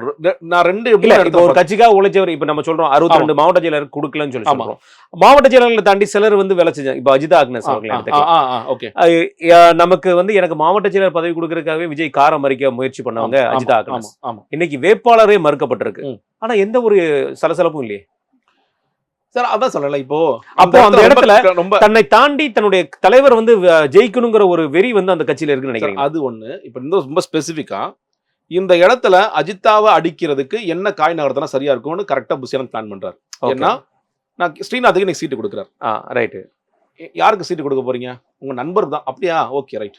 நான் கேட்கிறேன், இந்த ஸ்ரீநாத்துக்கு எத்தனை ஃபங்க்ஷனுக்கு பாஸ் கொடுத்தீங்க? அவர் பல நேரங்களில் பாஸ் கொடுக்காம அவர் வெளியெல்லாம் நிப்பாட்டினாங்க. உங்களுக்கு எப்படிங்க பாஸ் கொடுக்கறது? நீங்க யார் தெரியுமா? இப்படி எல்லாம் பேசினாங்க. நீ என்ன வரக்கூட கூடாது. வெங்கட்ராமனுக்கே கொடுக்கல சார். வெங்கட்ராமனுக்கே கொடுக்கல. வெங்கட்ராமன் யார்? நீ காரை ஊத்தி ஓரமா போக கிளம்புனாங்க. அந்த அளவுக்கு எல்லாம் பழி வாங்குற வேலையெல்லாம் பார்த்தாரு. அப்போ இந்த இடத்துல அஜிதாவை எப்படி அடிக்கணும்? ஸ்ரீநாத்தை வச்சு அடிக்கணும். இப்ப வேற ஒருத்தர் வச்சு அடிச்சிருந்தீங்கன்னா அது வந்து தெரிஞ்சிருக்கும் விஜய்க்கு அப்பட்டமா என்ன நடக்குதுங்கிறது ஓரளவுக்கு யோசிச்சிருப்பாரு. அதெல்லாம் ரொம்ப அழகா காய் நடத்துறாரு சார். புசியானந்த் வந்து எந்த இடத்துல யாரை வச்சு நகர்த்தணும்? இப்ப நீங்க 2-3 அன்னைக்கு வேட்பாளர் அறிவிக்கும் போதே கேவி குப்பமுடைய ஆட்கள் வந்து அந்த நுங்கம்பாக்கம் வாசல நின்று போராடுறாங்க. ஏன்னா அவங்க என்ன சொல்றாங்க, கேவி குப்பம் நபர் யாருன்னே தெரியாது அப்படின்னு போராடுறாங்க. பட் அந்த போராட்டத்துல பெருசா என்ன சொல்லி கிளம்பு முடிச்சு விட்டாங்க. கம்பத்தோடைய ஆபீஸ்ல வெளியே நின்று போராடினாங்க. ஜெகநாத் மிஸ்ரா கொடுத்தது பார்த்தோம். பேராவூர்ல போராடினாங்க. இந்த மாதிரியான சில போராட்டங்கள் நடந்தது. ஆனா புசியானந்துக்கு அது எப்படி அடக்கணும்னு தெரியும். ஏன்னா அவர் என்ன கேட்பாரு, மாடு சிலர் கேட்டான சீட்டை இல்ல கேட்கல, வேற யாராவது கேட்டிருப்பாங்க. ஏன்னா மாடு சிலர் அந்த சொல்லு சில மாடு பேராவூரி மாடு செயலரோ இல்ல கம்ப மாடு செயலர், ஐயோ வேணாம் சீட்டை வேணாம் ஐயா, நான் செலவெல்லாம் பண்ண முடியாது, நீங்களும் காசு கொடுக்க மாட்டீங்க, அதனால வேணாம்னு சொல்லி ஒதுங்கின மாவட்ட செயலர்கள் நிறைய பேர். அதனால சொன்னீங்க 62 பேரை. இல்ல அது சொல்லலாம் சார், ரொம்ப எளிய மக்கள். ஆமா, ஏன்னா ஒருத்தர் வந்து நேர்காணல சொல்லப்படுற ஊடகத்துல சொல்லப்படுற விஷயம் என்னன்னா, எவ்வளவு செலவழிப்பீங்க, 10 லட்சம் ரூபாய்க்கு செலவழிக்க முடியும்னு சொல்லி சொல்லிருக்க கேள்விப்படுறோம். எலெக்ஷன் கமிஷனே 40 லட்சம் சொல்லிருக்கு. அதனால சார் அதனாலதான் இப்ப நீங்க மாவட்ட செயலர்கள் சீட்டு கேட்டு ஒதுக்கப்பட்டா அந்த பிரச்சனை வரும். நீங்க சீட்டு யாரெல்லாம் கேட்கல. ஏன்னா வேட்பாளர் அனௌன்ஸ்மெண்ட் பண்றதுக்கு முன்னாடி எல்லா இடத்துலயும் சொல்லப்பட்டது, புசி அவர்கள் ஒரு வேட்பாளருக்கு 2 கோடி வாங்குறார், அதை வாங்குறார், இது இப்படி வாங்குறார், இந்த மூலமா வாங்குறார், கருப்பு பட்டி வாங்கிட்டார், வெள்ளை பட்டி வாங்கிட்டார் சொல்லி பெட்டி கலர் பண்ண எல்லாம் சொல்லிட்டு இருந்தாங்க. எந்தெந்த கார்ல போதும் சொல்லிட்டு இருந்தாங்க.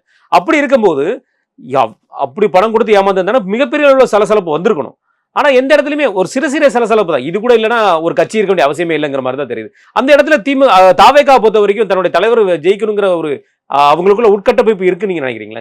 இல்ல சார், நான் அதான் சொல்றேன். நீங்க இந்த கழக நிர்வாகியா இருக்காங்கல்ல, அவங்கள்ட்ட காசு வாங்கி தான் கொடுத்துருக்காங்க. நானே இந்த குற்றச்சாட்டு சொல்றேன். கழக நிர்வாகியா நியமிக்கப்பட்ட எம்எல்ஏ. ஆமா, அவங்கள்ட்ட காசு வாங்கிட்டாங்க. நீ மாவட்ட செயலர்ட்ட வாங்க மாட்டாங்க. ஏன்னா மாவட்ட செயலருக்கு மாவட்ட செயலாளர் இருந்தவங்க ரொம்ப வருஷமா இருக்கிறவங்க. அவங்கள்ட்ட யார்ட்டையும் காசு கேட்கல. அவங்கள்ட்ட செலவுக்கு காசு கொடுக்க மாட்டாங்க. என்னன்னா செலவு காசு கொடுக்க நீங்க பாத்துக்கோ. கலை நிறுவனங்கள்ட்ட காசு வாங்கிட்டு இந்த வேலையை பாக்குறாங்க.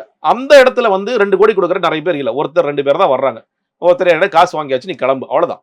அவ்வளவு சிம்பிளா முடிச்சிரு. கட்சிக்கு இந்த காசை கொடு, எனக்கு இந்த காசை கொடு அப்படிங்கறத முடிச்சிட்டாங்க. அதனாலதான் பெருசா சலசலப்பு வரும். நீங்க இப்போ 140 மாவட்ட செயலர்கள் எனக்கு தான் சீட் வேணும்னு ஒத்த காலம் நின்று இருந்தாங்கன்னா இந்த சலசலப்பு வந்திருக்கும். அவங்களே ஒதுங்குறாங்க. இல்ல சார், இந்த ரேஸ்ல நான் இல்லங்க, வேண்டாங்க, என்னால் செலவு பண்ண முடியாதுங்க, நான் ஏற்கனவே நிறைய செலவு பண்ணிட்டேன், யார் சம்பாரிச்சாங்களோ அவங்க மட்டும் நிக்கட்டும்னு சொல்லிட்டு அவங்க ஒதுங்குறாங்க. அதனால அவங்க பேசாம இருக்காங்க. அதனால பெரிய சார் ஆளே கிடைக்காம சொல்றேன் இல்லையா, கடைசி நிமிஷம் வரைக்கும் ஆள் கிடைக்காம நீங்க பாக்கல சம்பந்தம் இல்லாத ஆட்களை போட்டிருக்காங்க. நீங்க வந்து இப்போ நம்ம திமுகலையும் பார்க்கும் நிறைய இடங்கள சம்பந்தம் இல்லை. இப்போ செந்தில் பாலாஜிக்கும் கோவிந்தருக்கும் என்ன சம்பந்தம் இருக்கு? கரூர்ல சர்டிபிகேட் கொடுத்துட்டு பதில் ஒரு கோவிந்தர்கள் டிபார்ட்மெண்ட்டுக்கு என்ன சம்பந்தம் இருக்குன்னு ஒரு கேள்வி வருது. அவங்க என்ன கணக்கு பண்றாங்க சார், இப்போ கோவையில வலுவான ஆள் இல்ல, அப்ப செந்தில் பாலாஜி அந்த முகமாக மாற்ற முடியுமா அப்படிங்கறத பாக்குறாங்க. அல்ல அதுதான் ஒரு தன்னை வந்து பவள விழா கட்சின்னு சொல்லக்கூடிய திமுகவிற்கே இவ்வளவு தடுமாற்றம் இருக்கும் பொழுது தாவேக்கா இன்றைக்கு வந்த கட்சி, அதுல இருக்க வாய்ப்புகள் இருக்குதானே. ஆமா, இதே மாதிரி சார் என்னோட அடுத்த கேள்வி என்னன்னா, அவர் சொல்ற ஒரு உறுதிமொழி கூட ஊழலற்ற நிர்வாகம் அப்படிங்கிற ஒரு வார்த்தையும் கஞ்சா இல்லாத தமிழகம் அப்படிங்கிற வார்த்தையும் எல்லா இடத்துலயுமே அவர் உறுதிமொழி மாதிரியும் ஒரு வார்த்தைகளை சில வார்த்தைகளை சொல்லிட்டு இருக்கிறார். அப்படி அந்த வார்த்தையில சொல்றதை எங்கேயோ ஒரு இடத்துல திமுக பதற்றமடைய செய்து நீங்க நினைக்கிறீங்களா? இந்த ஊழலற்ற நிர்வாகம் அப்படிங்கிற வார்த்தை சொல்றது கூட அது எப்படி ஏதாவது இன்னைக்கு உண்மையிலேயே மக்கள் வந்து அதற்கு அவ்வளவு பெரிய சார் முதலாக வாக்களிக்க போறவங்க, அது ஜென்ரலா இப்ப மக்கள் நீதி மையம் வரும்போதும் அவர் வந்து நான் ஊழலற்ற நிர்வாகத்தை கொடுப்பேன் இல்ல, யார் நான் ஒரு புதிய கட்சி ஆரம்பிச்சேன்னா நான் ஊழல்ட்ட நிர்வாகத்தை கொடுப்பேன். ஏன்னா நான் இப்பதான் ஃபர்ஸ்ட் டைம் உள்ள வர்றேன். அப்ப என் மேல பெரிய பேகேஜ் எல்லாம் இல்ல. அது சொல்லிட்டு தான் இருக்கிறாங்க. மக்கள் அதுக்கு பெரிய முக்கியத்துவம் கொடுக்குறாங்களா அப்படின்னு ஒரு கேள்வி இருக்கு சார். ஓகே, இதுக்கு வந்து ரொம்ப ஆமா இவர் ஊழல் பண்ணிட்டார், அவர் ஊழல் பண்ணிட்டார். அப்ப தமிழ்நாடு மக்கள் ஊழலுக்கு இதை பார்த்து பெருசா எடுத்துக்கிறீங்க. பாத்துட்டீங்கன்னா இன்னைக்கு திமுகளையும் அதிமுகளையும் பாதி பேர் மக்கள் செலக்ட் பண்ணிருக்கவே கூடாது. எல்லாருமே குற்றச்சாட்டுகள் இருக்கு. நீங்க சில பேர் ப்ரூவன் கேஸஸா இல்லாம, ஆனா எல்லார் மேலே சொத்து குவிப்பு வழக்கு இருக்கு, எல்லார் மேலே ஊழல் குற்றச்சாட்டுகள் இருக்கு. இப்ப அறப்போர் இயக்கத்தை கேட்டீங்கன்னா ஒரு பெரிய லிஸ்ட் தூக்கி போடுவாங்க. இவர் மேல இது இருக்கு, அவர் மேல அது இருக்கு. மக்கள் அதற்கு எவ்வளவு தூரம் முக்கியத்துவம், அது ஒண்ணு சார். இன்னொன்னு தூய சக்தின்னு டிக்ளேர் பண்றாரு, கரெக்டா? ஆமா. இவர் தூய சக்தியா அப்படிங்கிற கேள்வி இருக்கு. நான் மத்தது எல்லாத்தையும் விட்டுருவோம். இன்கம் டாக்ஸ் அவங்க என்ன சொன்னாங்க, 15 கோடி புலி படத்திற்கு கருப்பு பணம் வாங்கினார். விஜய் தான் சொல்றாரு, வேற யாரும் சொல்லல. ஃபர்ஸ்ட் 5 கோடி சொன்னாரு, அப்புறம் 10 கோடி, மொத்தம் 15 கோடி. இந்த 15 கோடிக்கு 1.5 கோடி அபராதம் கட்டு. நான் கட்ட மாட்டேங்கிறார். இவர் எப்படி தூய சக்தி ஆவார்? அப்ப விஜய் நான் நல்ல கவர்னன்ஸ் கொடுப்பேன், நான் வந்து சூப்பரான கவர்னன்ஸ் கொடுப்பேன், நீங்க முதல்ல இது வரைக்கும் தூய சக்தியா இருந்திருக்கீங்களான்னா அந்த கேள்வியை அடிபட்டு போறாருல. அதையும் உங்க சொல்றாங்க, இல்ல இல்ல அதெல்லாம் அப்படிதான் இருக்கும், சினிமானா அப்படிதான் இருக்கும், இல்ல எங்களுக்கான வாய்ப்புகள் இருக்கு, நாங்கள் வாய்ப்புகளை வச்சு நாங்கள் அது வெளியே வருவோம் அப்படின்னு சொல்றாங்களே தவிர, இல்ல இல்ல எங்க ஊழல் பண்ண மாட்டார். இன்னொன்று ரெண்டாவது, இல்ல சார் ஆதவே ஊழல் பண்றது தப்பு இல்லைன்னு சொல்லி சொல்றாங்க. ஊழல் பண்ணலாம் சார், பார்த்து பண்ணுங்கன்னு சொல்லி அவர் இப்போ இவ்வளவு கஷ்டப்பட்டு அவர் வந்து இப்ப மக்களுக்கு நல்லது பண்ணணுங்கிற ஐடியா இருக்கா? இல்ல அவனோட மாமியார் ஒரு கட்சியில, லாஜாக்க மச்சான் ஒரு கட்சியில, இது கட்சியில வேட்பாளர் சார். இல்ல சார், எல்லாருக்கும் இது என்ன நோக்கம், பொது நோக்கம்ங்கிறது என்ன? ஆனா என்ன தெரியுமா சார், ஒரே ஒரு விஷயம் மட்டும்தான் இது வரைக்கும் இருக்கிற வேட்பாளர்களை விட அவருக்கு மட்டும் தான் ஆதவ கவர்மெண்ட் தான் கஷ்டம். அது உங்களுக்கே தெரிஞ்சிருக்கும். இப்ப நம்ம நின்னோம்னா நம்ம வீட்டுல எல்லாரும் நமக்கு ஓட்டு போடுவாங்க, அது கூட அவருக்கு இல்ல. கிடையாது. அவர் வீட்டுல ஒரு ஓட்டுட்டார். அதாவது மப்பே கேட்டேன், விஜய் வீட்லயும் இவர் வீட்லயும் போல ஓட்டு இருக்கான ஓட்டே இல்ல. இப்ப முதல்ல உங்க 2 பேர் வீட்லயும் ஓட்டு அவங்க கட்சி தான் போடுவாங்க. அது பிரச்சனை இருக்கு. இன்னொன்னு சார், இப்போ இது வரைக்கும் இப்போ அதானி ஊழல் வெளியே வந்தது சார். எந்த டைம் கரெக்டா டைம் பாருங்க, பாராளுமன்றத்தில் பெரிய பேசுபொருளாக இந்த டைம். யுஎஸ்லயும் பெரிய பிரச்சனையா வெடிக்குது, இங்க ஒரு கான்ட்ரோவர்சி வெடிக்குது. அதானி வந்து முதலமைச்சர் வீட்டுக்கு சித்தரஞ்சாலைக்கு வந்துட்டு போயிட்டார். இந்த 3 கான்ட்ரோவர்சி கிட்டத்தட்ட ஒரே டயத்துல வெடிக்குது. இந்த 3க்குமே விஜய் பேசியிருக்க மாட்டார். நான் சொல்றேன், எனக்கு வந்து பாஜக பேச வேணாம்னு நினைக்கிறேன். அப்ப இங்க திமுக போல கிடைச்சிருக்கலாம், அதுவும் திமுக பேசல. ரெண்டுமே கஷ்டமா இருக்குப்பா, நான் நேரா அமெரிக்கால இறங்குறேன், அதுவும் பேசல. ஏன்? அப்போ அதானி ஊழலுக்கும் உங்களுக்கும் என்ன தொடர்பு இல்லையா, இல்லை என்ன சொல்ல வரீங்க, அதை பத்தி எனக்கு பார்வையே இல்லையா அப்படிங்கிறது ஒன்று.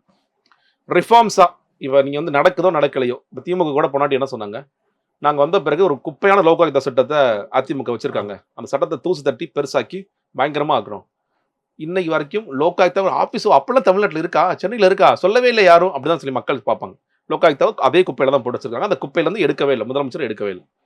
சரி, சேவை பெறும் உரிமை சட்டம், இந்த அரசு அலுவலகங்களை லஞ்சத்தை ஒழிக்கிறதுக்கான சட்டம், அதை பத்தி அதுக்காக நாங்க வந்து இதெல்லாம் ஆர்டிஐ மாதிரி ஆர்டிஎஸ் கொண்டு வரோம்னு சொல்லி சொன்னாங்க, அது குப்பையில தான் கிடக்கு. அப்ப ரிஃபார்ம்ஸ் ஆகுது, விஜய் ஏதாவது பேசினாரா? அதுவும் பேச. சார் கேனர் வழக்கு பதிவு செய்யும், கோர்ட்டே சொன்னதுக்கு பதிலே நம்ம ஏன் அவ்வளவு தூரம் பெருசு பெருசாலாம் அது ஒண்ணு சார். நான் சொல்றேன், இப்ப இவங்க செய்யறாங்க இல்லையா, விஜய்க்கு ஊழல் குறித்த பார்வை ஏதாவது இருக்கான்னு கேட்டீங்கன்னா எந்த பார்வையும் இல்லை சார். சும்மா நான் நல்லவனா இருப்பேன், இது எல்லாருமே சொல்லலாம். உன் பின்னாடி வந்து இருக்கிறவங்க நல்லவங்களா இருக்காங்களாங்கிறதே நான் பெரிய கேள்வியா எழுப்புறேன். மாவட்ட செயலர்ல இருந்து உங்களோட பொதுச் செயலர்ல இருந்து அவர் கமல் சார் அவர்கள் கட்சி ஆரம்பிக்கும் போது அந்த கேள்வி மிகப்பெரிய கேள்வி இருந்துச்சு. நீங்க இன்கம் டாக்ஸ் சப்பர், அது யார் எல்லாருக்குமே தெரியும், குட் பே, ஆனா உங்களுக்கு பின்னாடி இருக்கிறவங்கலாம். ஸோ அதே கேள்வி விஜய்க்கும் இருக்கு. நான் வந்து நல்லவனா இருப்பேன், நான் வந்து நல்லவனா இருப்பேன், நான் யார் காசுக்கும் ஆசைப்பட மாட்டேன். இந்த நீங்க டயலாக இதை நீங்க சொல்லலாம். பட் அதை ப்ரூவ் பண்றதுக்கு நீங்க என்ன பேசிருக்கீங்க? இல்ல இந்த வழக்கெல்லாம் நடக்குதுன்னா இதற்கு நான் எடுக்கிற முயற்சி என்ன? இல்ல நானே ஒரு வழக்கு போடுறேன், ரொம்ப ஸ்லோவா நடக்குது, நானே இதை லீகலா ப்ரொசீட் பண்றதா பண்ணிருக்காரா? எதுவுமே பண்ணதில்லை. அப்போ முதல்ல மக்கள் அவங்க ஊழல் சக்தின்னு சொல்றாருப்பா, இவர் நேர்மையான சக்தியான்னு கேட்டீங்கன்னா, தூய சக்தியான்னு கேட்டீங்கன்னா அதுலயே நிறைய குறைபாடுகள் இருக்கு. பலமான கூட்டணியோட 2 கட்சிகள் மோதிட்டு இருக்காங்க. ஒரு பக்கம் அண்ணன் சீமான், அவரை தனியாக விட்டுருவோம், ஏன்னா அவர் எப்பவுமே தனிச்சு நிற்கிறவர், அவர் ஸ்டைல் அது அவருக்கு தான், அந்த மாதிரி விட்டுடலாம். இன்னொருத்தர் வந்து நம்ம தாவேகா தலைவர் விஜய் அவர்கள் மக்களுடன் கூட்டணி அப்படின்னு சொல்லி 234 தொகுதியிலுமே அனௌன்ஸ்மெண்ட் பண்ணியிருக்காரு. இது அவருடைய கட்சிக்கு தற்கொலை முடிவுன்னு நினைக்கிறீங்களா நீங்க? நிச்சயமா சார், தற்கொலை முடிவு தான். இன்னொன்று, அவர் மக்களுடன் கூட்டணி எந்த இடத்துல வர்றாருன்னா 2024 பிப்ரவரி டு அக்டோபர் நாம் தமிழர் கூட கூட்டணிக்கு தமிழக வெற்றி கழகம் போயிடும். Okay. October to December AIADMK பேசிட்டாங்க, 60 சீட்டு 80 சீட்டு டெபுட்டி சிஎம். டிசம்பர் விசிக வந்து திருமாவளவனோட மனசு இங்கே தான் இருக்கு, அவர் எங்க கூட்டணிக்கு வரப்போறார், இது விஜய் வெளிப்படையாக பேசியது. அது முடியுது. அதற்கு பிறகு என்டிஏக்கு போயிட்டாங்க. விஜய் வந்து என்டிஏக்குள்ள கொண்டு வரதுக்கான வேலைகள் நடக்குது, விஜயுமே பேசுறாரு. அது முடிஞ்சு காங்கிரஸ் கிட்ட பேசிட்டு, கடைசியா காங்கிரஸ் பேசிட்டு இருக்காங்க, காங்கிரஸும் ராகுல் காந்தியும் பேசிட்டாங்க. இது எல்லாம் முடிஞ்சு கடைசியா ஒரு இடம் வந்தாங்க சார், சசிகலாவட்டையும் ராமதாஸ்டையும் பேசிட்டு இருக்காங்க. இதெல்லாம் முடிஞ்சதுக்கு அப்புறம் கடைசியா ஒரு நாள் ஆமா நான் மக்களோட தான் கூட்டணியில இருக்கேன். ஆனா வேல்முருகன் ஏன் பேசுறேன் கிருஷ்ணசாமி ஏன் கிருஷ்ணாட்ட பேசல. அதான் சார் அவங்க செய்யாத ரெண்டே ரெண்டு ஒண்ணுதான். ஏன்னா இல்ல ஏன் வேல்முருகன் பேசல, வேல்முருகன் முதல்ல விமர்சிச்சுட்டார். நடிகர் பின்னாடி யாரும் போக ஆம் ஆத்மியிட ஏன் பேசல சார் அவரு? ஆம் ஆத்மியை விட்டுட்டாரு ஏன் தெரியல. ஏன்னா ஊழலுக்காக போய் நிக்கும் போது அந்த சைடு ஒரு வாரம் வந்து உட்காந்து ஆமாதே திமுக பேசிட்டு இருக்காங்க. அவங்க ஒரு குழு எல்லாம் போட்டு எல்லாம் பயந்தாங்க, ஆமாதிகார சீட்டு கொடுக்க போறீங்களா யான்னு சொல்லி பயந்தாங்க. அதெல்லாம் நம்ம பார்த்தோம். சோ அதனால ஆரம்பத்துல இருந்து எல்லாரோட கூட்டணிக்கு ட்ரை பண்றாங்க, மறைமுகமாக நேரடியாக ட்ரை பண்றாங்க. எதுவுமே நடக்காத போது விஜய் திடீர்னு ஒன் ஃபைன் டே இந்த இஃப்தார் ரூம்ல போய் உட்காந்துக்கிட்டு நான் சிறுபான்மை பாதுகாவலன், நான் வந்து எப்பயுமே மக்களோட தான் கூட்டணி. எப்ப மக்களோட கூட்டணி நீங்க பேசுனீங்க? இது டே ஒன்ல இல்ல சர்வீஸ் விக்ரவாண்டி மாநாட்டுல நான் வந்து யார் கூட போக மாட்டேங்க, நான் தனிச்சு நிக்க போறேன்னு சொல்லிருந்தீங்கன்னா கூட பரவாயில்ல. அப்பையில இருந்து கடைசி வரைக்கும் யாரோட கூட்டணி வா கெஞ்சி. ஏன்னா அவர் தெரியும் சார் இதெல்லாம் நடக்க போகுது. ஜானுக்கு தெரியும் வேட்பாளர் ஆள் கிடைக்க மாட்டாங்க, பிரச்சாரத்துக்கு போக முடியாது, நிறைய சிக்கல் ஆயிடும். எல்லா விஜய்க்கு நம்பிக்கை இருக்குன்னு நினைக்கிறீங்களா சார்? விஜய் நம்புறாரு சார். விஜய் எதை சொல்ல நம்புவார். மே 4ஆம் தேதி வரைக்கும் எதுவும் சொல்ல மேபி மே 4ஆம் தேதி கூட இது திமுக சதி, அதனால சார் அவங்களை தோக்கடிச்சிட்டாங்க சொன்னா கூட நம்மளால நம்புவார் அவர். அதெல்லாம் நடக்கக்கூடிய வாய்ப்பு. ரிசல்ட் மறைச்சிட்டாங்கன்னா அதுக்கு வாய்ப்பு இருக்குமா? வெளியே அவர் போவார்ல சார், 6ஆம் தேதி வெளியே போவார்ல, அப்ப சொல்லிடுவாங்கல்ல. இல்ல ஏன் நான் இன்னும் பதவியத்துக்கு கூப்பிடவே இல்லை நீங்க அப்படின்னு கேட்பார்ல. நான் சர்க்கார் எல்லாம் பார்த்தேன், அடுத்த நாளே வந்து பதவியாருக்கு கூப்பிட்டாங்க, ஆனா இந்த படத்துல ஏன் கூப்பிடாம இருக்கீங்கன்னு சொல்லி கேட்பாரு. அதனால அந்த அளவுக்கு அவர் தெரியும்னு நினைக்கிறேன். அதனால இதுவும் இல்ல சதின்னு சொல்லிட்டு கூட அவங்க முடிக்கலாம். அன்னைக்கு அவருக்கு ரியாலிட்டியா என்னங்கிறது புரியும். அது வரைக்கும் விஜய் நம்புவாரா? 160 சீட்டா? Okay John. 180 ஓகே. 180 போயிடுச்சு சார். சார் நீ திருச்சி போயிட்டு வந்தீங்களா சார்? 190 போயிடுச்சு சார். அப்படியா? ஓகே, அதோட முடிஞ்சு போயிடும். அவ்வளவுதான், அவர் நம்பிட்டே இருப்பார். Right sir. இளைஞர்களுக்கான அறிவிப்பு, அதாவது வேலைவாய்ப்புக்கு தேடிக்கொண்டிருக்கின்ற இளைஞர்களுக்கு மாதம் 4000 ரூபாய், கல்வி கடன் ரத்து. இது 50 ஆண்டு காலம் ஆடின நம்ம ஆட்சி செய்த திராவிட கட்சிகளாலே பண்ண முடியாது. விஜய் பண்ணுகிறேன் என்று சொல்கிறார். இது எப்படி? இதுலயே கூட 29 வயது வரைக்கும் சொல்லி சொல்றாரு. இன்னைக்கு படிச்ச படிப்புக்கு வேலை கிடைக்காம இருக்கலாம், ஆனா அந்த இளைஞர்களை நான் ஏதாவது இந்த ஃபுட் டெலிவரி சர்வீஸ் நிறைய பாக்குறோம் சென்னையில எல்லா இடத்துலயும். நீ 29 வயசு வரைக்கும் நான் வேலைக்கே போக மாட்டேன்னு வீட்டுல உட்காந்துனா நீ ஊதாரின்னு தான் சொல்லுவாங்க. அப்பா நம்மளாம் முன்னாடியே சொல்லியிருப்பாங்க, இந்த காலத்துலயுமே சொல்லுவாங்க. எவ்வளவுதான் சொகுசா வாழ்ந்தாங்க, என்னதான் பண்ண 29 வயசுல நல்லா கல்யாணம் பண்ணி 2 குழந்தை பத்துட்டேன், நீ என்னடா வீட்டுல திணிஞ்சுட்டு சொல்லி கேட்பாங்க. அதுவே முதல்ல தப்பான அறிவிப்பு. உனக்கு வேலை வாய்ப்புல நான் உருவாக்குறேன், நீ வந்து சுயதொழில் பண்றதுக்கான வேலைப்பள உருவாக்குறேன், அதுதான் சரியாக இருக்கும். இன்னொன்று சார், இவர் வந்து எல்லாமே இது எல்லாவற்றையும் எப்படி கொள்கையை வந்து நீங்க திராவிட கட்சிகள் இருந்தும் நாம் தமிழர் இருந்தும் திருடினாரோ எடுத்து எழுதுனாங்களோ அதே மாதிரி இது பல கட்சிகள் வந்து எடுத்து எழுதுறாங்க. நீ இன்னைக்கு கூட தேர்தல் இருக்கு ஏன் வரல? இளைஞர்களுக்கு சொன்னாங்க, மகளிருக்கு சொன்னாங்க. ஆமா, வந்துட்டு திமுக அதிமுக புக்கை படிச்சுட்டு இருக்காங்க ஒரு டீம் போட்டு. அது ஃபுல்லா சீக்கிரம் படிச்சு முடிங்கப்பா, படிச்சு நம்ம எழுதி அதில் ஸ்பெல்லிங் மிஸ்டேக் எல்லாம் செக் பண்ணி அது விடுறதுக்குள்ள அதை ஒரு நாள் பேசு பொருளா மாத்துவாங்க. என்ன கேட்டா பாட்டு வச்சு ஒரு 4 நாள் ஓட்டுவாங்க. ஆனா பாட்டு சூப்பர்னே, பேங்கர் அடினே, செம்ம அடி, இமான்ல தமான் கிளிஸ்டார்னே, சூப்பர், உங்க வாய் சூப்பர்னே. அதே மாதிரி ஒரு நாள் தேர்தல் அறிக்கையை வச்சுட்டு ஒரு நாள் ஓட்டலாமா, ஏன்னா பிரச்சாரம் போக மாட்டார், 2 நாள் ஓட்டலாமா. இது எல்லாமே வந்து ஹெட்லைன் மேனேஜ்மெண்ட்டுக்கு தான் பயன்படுத்துறாங்களே தவிர சார் உண்மையிலேயே இளைஞர்களுக்கு இதை செய்யணும், இளைஞர்களுக்கு இந்த பிரச்சனை இருக்கு, அவருக்கு எதை வந்து உணர்வா பேச. நீ கூட சார் திருச்சியில தான் சொன்னேன், ஒரு பேப்பர் எடுக்கும் போது அது ரொம்ப உணர்வா பேச வேண்டிய ஒரு பகுதி. அதுல உங்கள் அண்ணனாக தம்பியாக முடிச்சிட்டாரு. அவர்கிட்ட சொல்லிருக்கணும், ஸ்டார் வைக்கிற மாதிரி இருந்துச்சு. யாரும் சொல்லிருக்கணும் சார், இது ரொம்ப உணர்ச்சியா பேச வேண்டிய அவன் போட்டிருக்கணும், இது உணர்ச்சியாக முழங்குங்கள்லாம் போட்டிருக்கணும், அதுவும் போடல போல. ஆனா இன்னுமே ஒரு தெளிவு அரசியல் பத்தியோ இளைஞர்கள் பத்தியோ அவர் தெளிவே இல்லை சார். தெளிவெல்லாம் இருந்திருந்தா விஜய் வேற மாதிரி இருந்திருப்பார். பார்க்கலாம் என்ன நடக்குன்னு பார்க்கலாம். என்னோட இறுதி கேள்வி சார், பெரம்பூர்லயும் விஜய் அவர்கள் சென்றது, திருச்சி கிழக்கு சென்றது, 2 பக்கமே நல்ல ஒரு வரவேற்பு மக்கள் மத்தியில நம்ம பார்க்கிறோம். இது ஒரு சாட்சியா தெரியலையா விஜய் அவர்கள் ஒரு மாற்று சக்தியா வர்றதுக்கு? சார் நீங்க 2 தொகுதியில ஒரு ஜெயிப்பார் நீங்க நினைக்கிறீங்களா? இல்ல, ஒரு கட்டமைப்பு இல்ல, அந்த கட்சிக்கு உண்டான விஷயங்கள் நமக்கு தெரியும், அது இருக்க ஜெயிக்கிறதுக்கு வாய்ப்பு, அதை நம்ம தேர்தல் முடிஞ்ச பிறகு தான் நமக்கு சொல்ல முடியும். ஆனா ஒரு அனுபவத்துல சொல்ல போனா வாய்ப்புகள் கம்மி. அதான் சார் சொல்றேன். நீங்க இப்போ திருச்சியில ஒரு முதலாக அந்த சனிக்கிழமை அரசியல் போகும் பொழுதும் இந்த கூட்டம் வந்தது. அந்த கூட்டம் அப்படியே கண்டினியூ ஆகி மரக்கடை வரைக்கும் வந்துச்சு. இது எல்லாமே பார்த்தோம். எல்லா ஊர்களிலும் நிறைய கூட்டம் வந்துச்சு சார். விஜய், நான் மறுபடியும் சொல்றேன் சார், இதை பார்க்க வந்த கூட்டம் சில பேர் ஓட்டா மாறும், நான் ஓட்டாவே மாறும் நீங்க. ஆனா இங்க இருக்கிறது 5.5 கோடி வாக்காளர்கள் இருக்காங்க. நீங்க பாக்குறது சில ஆயிரங்கள் மட்டும்தான் பாக்குறீங்க. சில ஆயிரங்களுக்கு விஜய் பிடிச்சிருக்கு. அந்த வாக்காளர்கள் எல்லாரும் வாக்களித்தாலும் நான் சொல்ற பெர்சன்டேஜ் தாண்டாது. அது யாருக்கு சாதகமா இருக்கும்னு நீங்க நினைக்கிறீங்க? விஜய் பிரிக்கிற வாக்கு சார் 2 பேருக்குமே வந்து பாதகமாக இருக்கும், சாதகமாகவும் இருக்கும். அப்ப இப்ப கெஸ் பண்ண முடியல. திமுக அது 2 பேரும் விஜய் பண்ற வேலை இல்லையா? அதான் பண்ற வேலை. இப்போ ஏன்னா முதல்ல ஒரு சர்வே எடுத்தாங்க. அதுல வந்து சில பகுதிகளில் இஸ்லாமியர் வாக்களை விஜய் உடைக்கிறார், சில பகுதியில் கிறிஸ்தவ வாக்களை உடைக்கிறார். நீங்க வந்து கன்னியாகுமரி, பாளையங்கோடு சொல்லி சொன்னாங்க. ஸோ அப்படி உண்மையாக இருந்தால் திமுக மிகப்பெரிய இந்த பக்கம் வந்து மற்ற வாக்களை உடைக்கிறாங்க, அது அதிமுகவுக்கும் இருக்கும். ஸோ அதனால இது வந்து 2 பேருக்குமான ஸ்பாய்லரா கூட விஜய் இருக்கலாம். இல்ல ஒருத்தருக்கு தான் ஸ்பாய்லரா இருக்காருன்னா அது ஒருத்தருக்கு ஒரு முடிவுகளை மாத்தி கொடுக்கும். கண்டிப்பா சார். மிக நன்றி சார் உங்க நேரத்தையும் கருத்தை பார்த்து